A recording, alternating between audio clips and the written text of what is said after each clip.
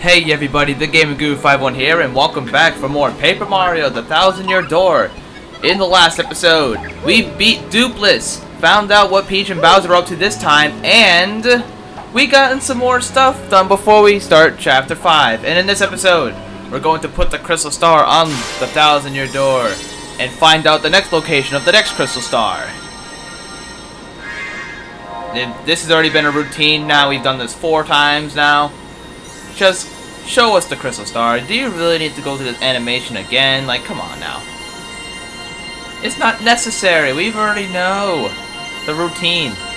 Mario looks so surprised, like he shouldn't look surprised. He'll be like, oh, yep. Go ahead. Okay, so where's the next location going to be?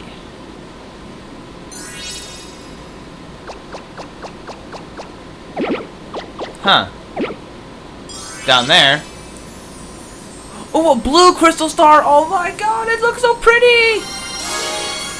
Blue is my favorite color, but that blue looks epic. And the location of Crystal Star has been recorded on the magical map. We better hurry, don't you think? We should go up to the professor's office. We have to let him know about the princess's email. Okay, maybe Vivian was there for that, but he wasn't there to know who Professor Frankly is, man! We go through this every chapter! You don't know shit!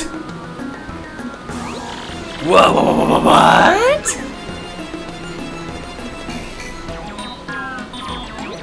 That was written in Princess Peach's email? The legendary treasure is actually the spirit of an ancient demon. And those fiends want to use the power of the Crystal Stars to resurrect it? How bone-chilling. Sadly, it does seem to be consistent with what I've uncovered. What have you found out, Professor? This is rather long, but you best listen well. Are you all of you ready? And you there, in front of the TV, you listen up too. I'm listening. Maybe I'm listening to something. Are you talking to no one? Breaking the fourth wall. Oh, never you mind. Don't worry about such trivial details. Just listen. The great cataclysm that I read about in that book may well refer to this demon. It says that a monster destroyed a large town that once stood in this very area. It also says that the 7 Crystal Stars were actually created by this monster. And that this thing used the power of the Crystal Stars to try to conquer the world. Control the world, oh my god.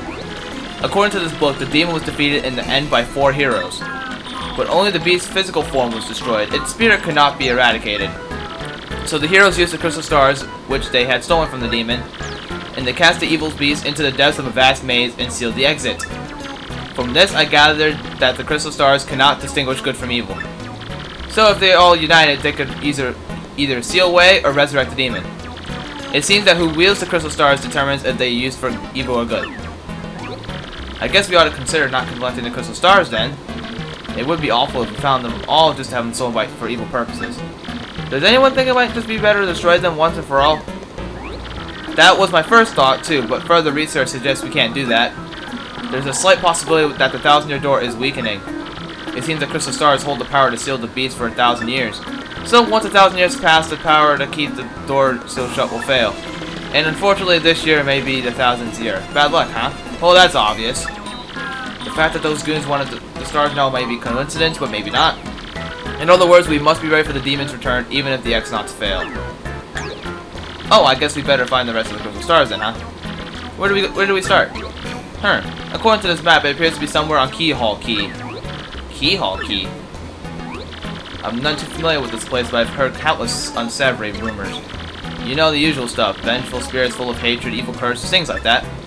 I'm sure the seesaws down by the harbor no more. You should head there first. Okay. And over here you get the Atomic Boo and nothing about Dupless, unfortunately. Okay, now that we have stuff, so is everybody upgraded once? Yes. Okay, so I'm going to switch to my So Happy here. And we're going to go down to the docks because we got some information from Frankly to go down there. We also need to check up on that guy who we gave money for the Dry Outpost oil research guy face. Is he still here? Nope, he's on his journey. So when he comes back, we better talk to him so we get our money. Okay, here's the ship. Actually, what am I thinking? I know where we gotta go. We gotta go to the inn because there is one person there that knows what to do. So I think we should go over here first. Actually, I want to talk to this fool, because you have some nice stuff.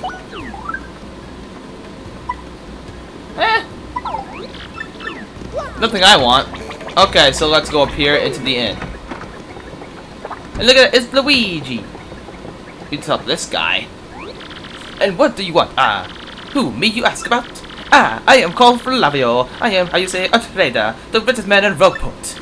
Monetary wealth gives me freedom, yes, and freedom gives me wealth of spirit. And yes, yet, why is it that a man whose life is unchained must always long for yet more, eh? What is missing from my life? There's tears in my very inside. I must know, what do I lack? Probably thrills. Thrills, you say, I suppose one does need more thrills every now and again. There is nothing like the feeling of being alone on a mountain, shivering to death.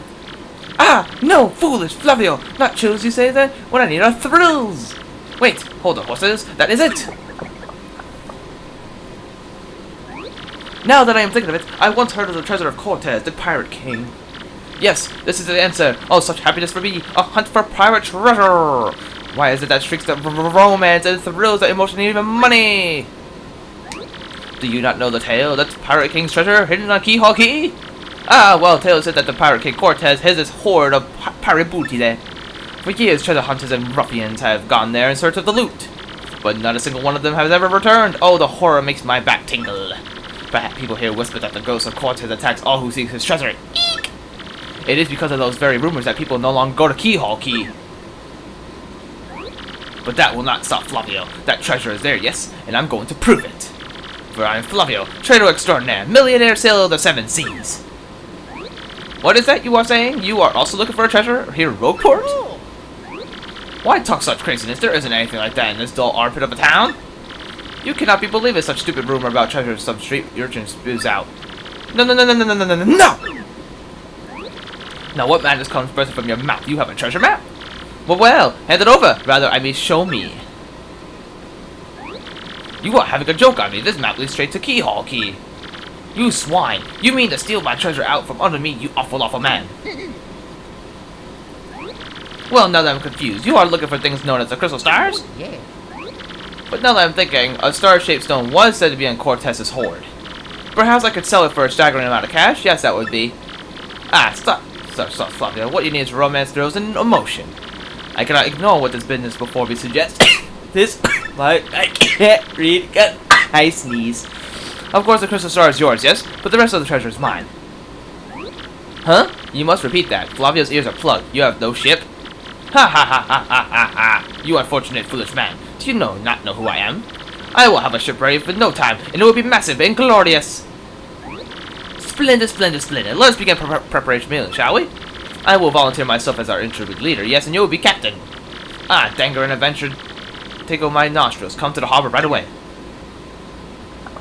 Okay, so this madman has gone insane. We need to go back. Now we have to go to the docks because we learned some information about Flavio and about treasure.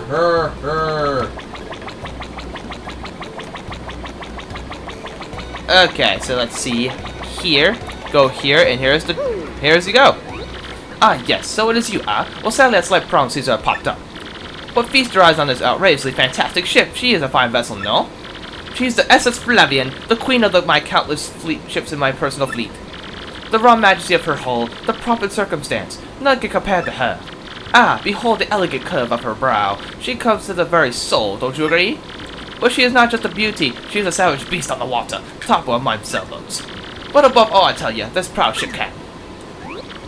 Yes, did you speak? Yes, of course. The problems that sprung up.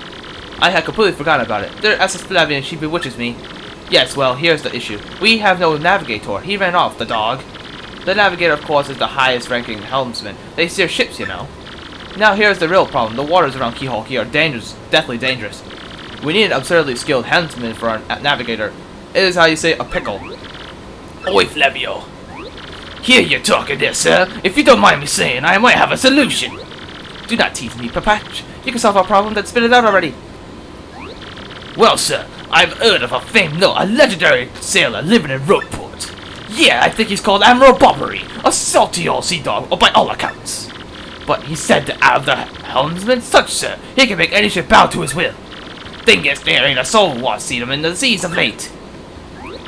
That's a boom. Problem solved. Let us scout out this Bobbery fellow and get him on board. And as customary, my captain will handle all negotiations. That would be you, Mario. That does sound fair to everyone else, does it not? No complaints? Aye, aye, sir. Aye, aye, aye. Sounds fair, sir. I'm on board. Good plan, sir. Thank you. Then it decided. You must find this Bobbery and bring him here. Our fortune sails with you. Okay, so remember how we went into that house a while, like last episode, to get a Shine Sprite in that house? That guy is actually named Bobbery. And we've already skipped a step by opening his door, so we need to go inside his house this time. And we need to convince him to come back with us, because we need him. We need this man. Wait, which house is it? It's this house, right? Yeah, of course. Let's talk to him. You seek I'm a Bobbery. Never heard of the gent. Take your search out elsewhere. Okay, when he says that, you want to go to Professor Frankly and talk to him. Bobbery? That was the old now East Side house, right next door. They say he was a great and important salesman long ago. So, you can't fool us, Bobbery. We know you live in here, so spit it out. I'm a Bobbery? If you please. Drop the act, Super Stash. We've already found that you're Ammo Bobbery. Her, what poppycock? Tell me what you want with me if I were the ship. You see, your ship needs a navigator, and you want me to do the job, hmm? So sorry, but you'll have to look elsewhere. I shall set sail upon the sea, nevermore! But that's just not cool. You want to see me beg or something, is that it? You have to come along, only you can get saved with a keyhole key. Awfully sorry, dear boy. But when I say no, what I mean is no! Okay, and once his decision is finally made up, what's the next move, Chief? That salty dude is going nowhere fast. I can't figure this guy out. What's his beef with the ocean anyway? Know what we ought to do? Find someone who knows what this dude's deal is. Good job, So Happy. And I know just the person to help us out. The one person who could help us out is actually in the inn. You wouldn't know the dudes otherwise. I don't really know how I figured this out, but you just want to talk to this guy. You say Bobbery won't go to the sea, huh? Well, I can't say that surprises me. The real question is, are you folks really sure you want Bobbery back on the water? Oh, is that it? Now I see you want to mount an expedition to Keyhole Key. Rough seas out there. Most sailors would meet their end. Not old Bobbery, though. The fact of the matter is, Admiral Bobbery's tale is sad. Horribly sad, actually. You'll probably end up crying, but I'll tell it to you if you really want me to. Let's do it. In that case, get ready. Bobbery's tale of woe goes something like this. Bobbery was once married. He had a wife of enduring beauty named Scarlet. The two of them were madly in love, and the sort of love reserved for fairy tales. Now, Bobbery was a renowned sailor, so he was away from home for long periods. Scarlet never complained, though, and always waited faithfully for Bobbery's return. And Bobbery, his eye never drifted. He loved only Scarlet, truly and deeply. So they lived and found happiness where they could, and all was good for a time. But not all good things can last. It was a particularly icy winter when this happened. Scarlet fell ill. A virus? A passing cold? No one knew, but it soon turned serious. Bobbery, at sea on a long voyage, knew nothing of his bride's suffering. By the time he returned, Scarlet was succumbed. She was gone. Bobbery, of course, blamed himself. My loving wife perished because of me. If I were not at sea, I could have nursed her to health. I could have saved her. He was overcome with such thoughts. They tormented him, always haunting his sleep. He had never gone out to sea since. Gee, what a downer. I guess that's pretty good reason for hating the ocean. You don't know his tale now, so tell me, do you still want him to return to the sea? We have no choice. We have to take him. Very well, I understand. If you're that determined, then I'll give you this. The letter Scarlet wrote to Bobbery on his death. What? On her deathbed, Scarlet wrote Bobbery a final letter. That you hold it in your hands. I don't know what's written inside, but I can tell you she told me as she lay dying. If I should succumb to this plague and my love for blame myself up for my death, then give this letter to him, so you can hear my voice. It was her last request. When I saw Bobbery in misery trying to forget the pain as he mourned his wife, I just couldn't bring myself to present this letter to him. I regretted it ever since. Please, take this letter and do the deed I was too cowardly to do. Take it to Bobbery. I don't understand. How could you possibly keep this away from Bobbery? This could have saved him. But you freaking fool didn't bother to give him the letter to. Oh my God, you are so stupid. But anyways, we are going back to Bobbery's. What? Oh, by Blobberton's beer, not you again. No matter how many times you would treat me, my stance is firm. Down away with you. Pardon? A letter, you say? For me? What? Scarlet! This is Scarlet's handwriting.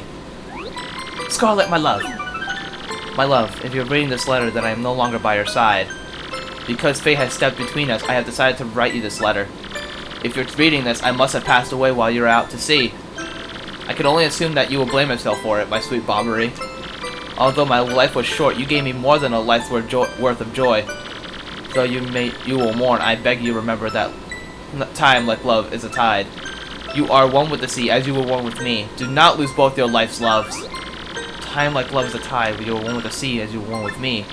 1,000 pardons, but I may have a moment alone, if you please. Oh, God. I'm sorry, Bobbery.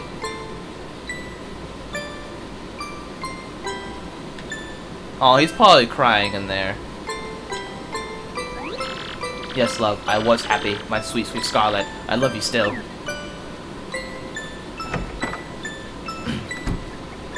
It's such a sad tale. Now then, you are looking for a navigator, I believe, bound for Keyhole Key? Yeah. If you think an old sea bomb like me is what you need, then let's shove off! Admiral Bobbery, yes! Yeah, we have Bobbery! Woohoo! The ship's in the harbor, I must inspect it before we leave. I shall meet you there. Okay! So, now that that is done, I think we're gonna end this video off here. Because in the next episode of Paper Mario The 1,000-Year Door, we will have Bobbery inspect the ship, and we will have started Chapter 5 in the next episode, alright? I will see you guys next time.